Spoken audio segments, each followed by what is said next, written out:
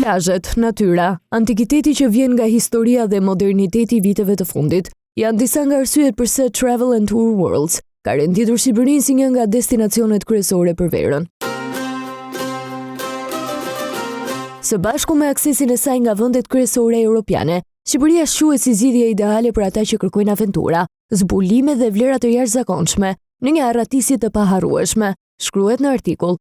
Megjithatë, Riviera shqiptare tërheq vëmendjen. Travel and Tour Worlds thekson se vija bregdetare e Gjerë është e mbushur me vend pushime të qeta, që ofrojnë peizazhin perfekt për relaks dhe eksplorim, por jo vetëm kaq. Tirana sipas artikullit është një nga qytetet që nuk duhet lënë pa u vizituar, duke vënë theksin tek çmimet e ulta.